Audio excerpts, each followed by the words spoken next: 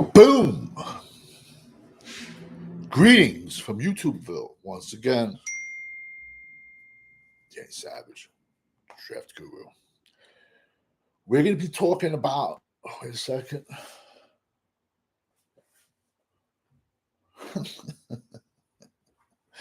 By far the best beard on YouTube. Today we're going to be talking about some collegiate risers. And ironically, I've given you guys every single one of them. And there's one kid, he made a lot of money this past weekend. A lot of money this past Saturday. First kid we're going to be talking about is this tough, hard-nosed runner. Put his head down. He can beat you with speed, and he'll put his head down and he'll run your ass over. Iowa running back Kaleb Johnson. He's only at 1,300 yards and 20 touchdowns. You can probably get him round 3, I would say, in the draft. No reason to draft Boise State Gentry in round 1. There's none. I'm sorry. He's a luxury pick for me. But when you have a team that has a crazy amount of needs, you don't go running back in the top 5, top 10. After the 15, listen, man, it's crazy. I'm all about value. And there's no value in taking a running back super, super early. Even when I used to do my fantasy football drafts, I would take into consideration value. But this kid is a monster. And where do you see the end of, at the end of the year, his stats? He's most likely he'll sit out the bowl game and, just train for the combine. Next, Penn State tight end. He was my back in May, he was my tight end number 2. Now, I'm going to listen, bro. It's way too early for me to put out my final grades. Right now, it's a coin flip between him and the Bowling Green kid. But right now, I would give it to Tyler Warren because he's playing up against higher competition. And Tyler Warren is 6'6", 260, 610 yards on the season, 4 touchdowns. And he's played tight end, quarterback, and running back. And he plays on a team where the quarterback, Drew Aller, deep ball is horrendous. Everyone that's going to argue with me about that, last year, Penn State's best receiver, Keandre Lambert-Smith, he transferred to Auburn. Look at his stats now. But he's another guy I gave you that was on nobody's list. But he is now, and I gave you him in the summertime. Pure speedster that kid is. He's going to stretch the field. Next kid, he was a cast-off. Nobody wanted him. Simon Barrow, defensive tackle, Michigan State. Then he transferred to the U. 6'3", 300 pounds, 30 tackles, 6 sacks, and a forced fumble. If anyone's old school, I'm big on comps. I'm big on comping people. He reminds me of this cat, Robert Smith.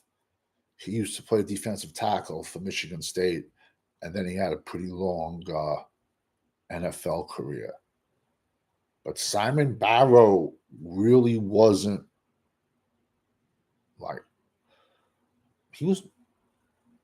he wasn't on anybody's pre-draft lists. He was on mine, but what do I know? Whew. I'm sorry, I'm a monk for my beard, but it still is the best beard on YouTube.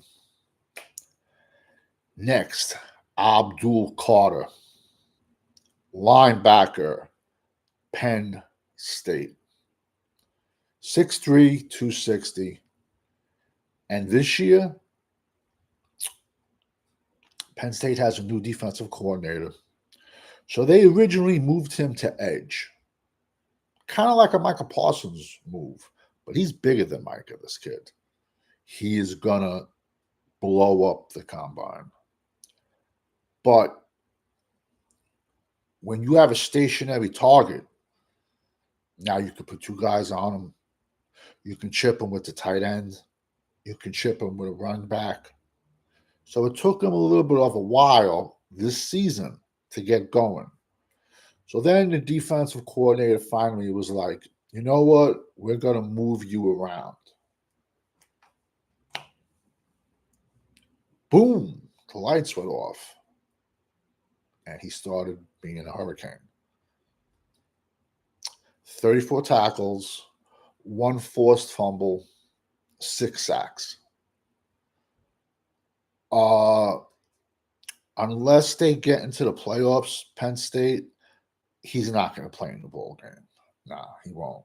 He won't. And I don't blame him. Why risk why risk blowing out your knee in a bowl game when your NFL future's in front of you? He's going to be a top 10 pick, top 15. It all depends where you see him.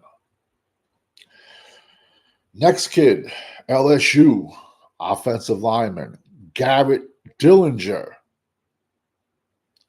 He has played offensive tackle, offensive guard, center. And he's playing on a team where Will Campbell, the left tackle, is getting all the love. And he's my OT1. And I don't want to hear no bullshit about his hands. But it's a close one with him and Banks out of Texas. Because Banks is he's a beast, bro, at left tackle from Texas. Kelvin Banks. The man is wider than a refrigerator. And he's like, trying to move him is like moving a stump. So it's going to be close to the end who's my OT1.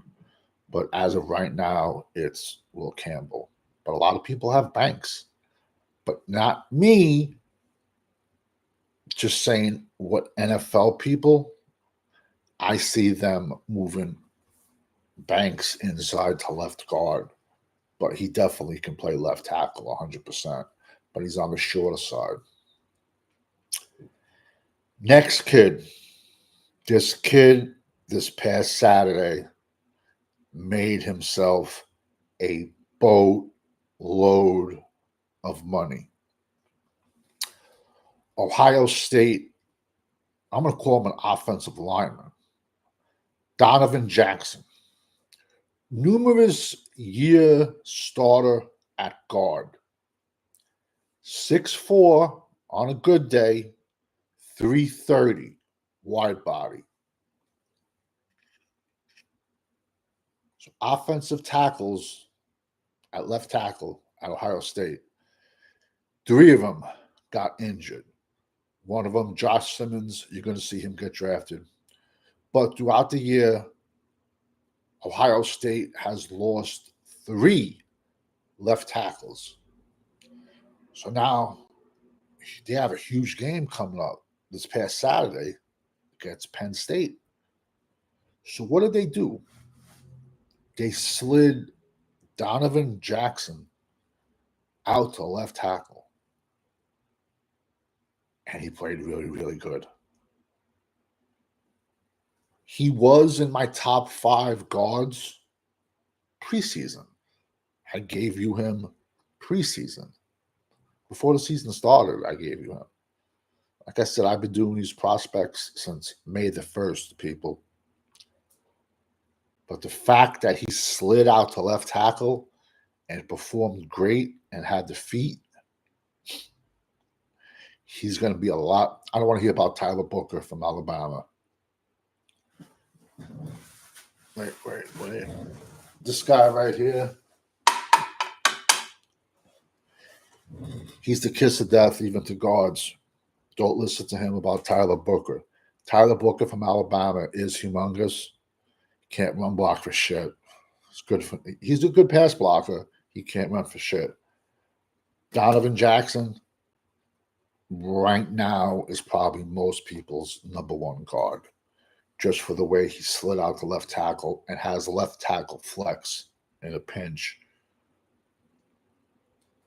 I view him as a guard, but if you're on an NFL team and then you see, a few injuries, you could be like, yo, I can slide him outside. Don't be surprised. Donovan Jackson, guard, Ohio State, is the first guard off the board draft weekend. Because we all know when you're rocking with the GWO, it's for life. We're coming out with one more video about two guys I spoke about in the summer that nobody else did. But I did. Over and out, everybody.